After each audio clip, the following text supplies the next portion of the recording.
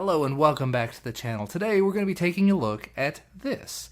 This is the Prismatic Halo LED ring light, and this was provided to me for free for review by dvestore.com. They're also offering to sponsor this video, so thanks to them for that. So let's go ahead and dive right into it. First off, what is an LED ring light? For a lot of YouTubers, finding the right type of lighting can be very difficult. For myself especially, I've gone through so many different lights through the times that I've been making videos, and having a ring light can provide you with that entire immersive, soft experience with just one light, so you don't have to buy a whole kit. And the cool thing about this is looking over on their website, you can actually pick this light up with a free included 6-foot stand. Although if you don't have space for a big stand, they also offer a desktop stand, a weighted stand. And they sent both of them out for me to try out as well. But without any further ado, let's go ahead and open the box, take a look at the light, and see how it looks. I need a wider angle. But inside of the box, there we go. Inside of the box, you actually get this really nice carrying case. It's got handles on it and everything. And of course, all of the branding to go along with it. Go ahead and unzip everything.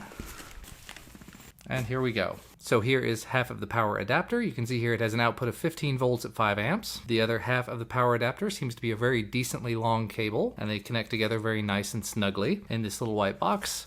There's a ball head cold shoe mount, so you can actually mount your camera inside, and all these frosted panels to help soften the light up. And then, of course, under all this foam is the light itself. So you can see the branding down here at the bottom. You've got your knob here to turn it on and off and to go through the dimming mode. It does say that it dims between 80 to 100%, and just a traditional light mount here at the bottom. Flip it over to see all of the LEDs. These are 5400 Kelvin, and I believe it's 240 LEDs, and it should be fairly straightforward just to go ahead and clip this on. Oh yeah, no problem. And there you go, quick and painless. And as far as the stands, there's the first one, pretty straightforward light stand here. It has prismatic branding on it, and it goes up to 6 feet tall, but it goes as low as 2.5 feet. Looks like it'll get the job done. And then for the weighted light stand, again, fairly straightforward. Pretty heavy plate here.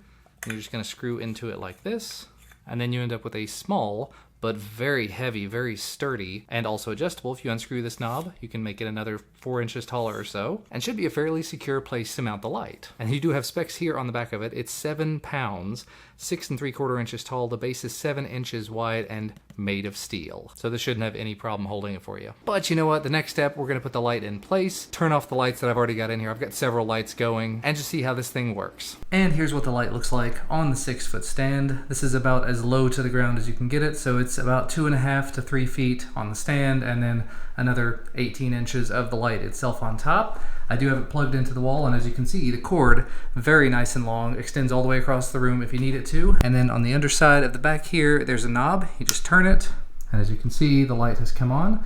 You can turn it much, much brighter or dimmer until it clicks back off. There's no clicks or anything on the knob, so it's basically just turn it until it stops, turn it till it stops, and then clicks to turn off. And then the stand itself, you basically just undo these 2 sections and lift up, and the whole thing extends up to a max of about 6 feet high, which, as you can see, puts the light maybe a little higher than you'd probably want.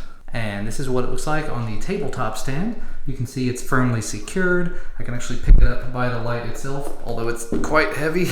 Then you can unscrew this knob down here and give it a little lift. Get a few extra inches there. Of course, you have to secure that knob into place or it won't stand up. You'll have to tighten it back down. And this is what it looks like when you mount the camera in the center of it. I've actually got it on the included tripod ball mount cold shoe. And as you can hopefully see, I do have plenty of room over here to open the camera door to pull out the battery as well as the SD card. So that's definitely not going to be a problem. But you could always switch this out for a different ball head or a magic arm or whatever else you wanted to put it in if you wanted to elevate the camera up a little bit more. But this does get the job done. And now for a bit of a quick test, I'm back in my office. I've got the tabletop stand set up here on my desk with my Sony a6300 on top of it, wide angle lens so you can see everything going on. But as you can tell, decent amount of light in the background right now from all the hue lights, nothing really facing me. So at this point we can go ahead and turn on the light. So this is the absolute dimmest that it can go. So you can see it's providing a little bit of lighting, and then we can just slowly crank it up. And this actually is a pretty decent level right here. I'm sitting probably 18 inches away from the camera and again away from the light, and it is providing enough light to thoroughly illuminate the front of me. I'm just looking over to make sure everything is framed up appropriately, but I can continue to turn it up. The camera's set to program mode, so it should just automatically adjust as I go up. And you can see I'm getting very bright. Everything is sort of smoothing out all the oldness. And of course you can take it up to surface of the sun levels, which might be a little bit much, but it does provide a nice pleasant glow, especially when you set it to the right levels to fill in all that area that you don't necessarily have covered with other lights in the room. The one thing I will say is, if you're going to be wearing glasses or something while you're doing this, you may want to take them off, or you may want to just get non-reflective frames and lenses. When I got new glasses, I made sure to get ones that were more matte so that they wouldn't reflect as much.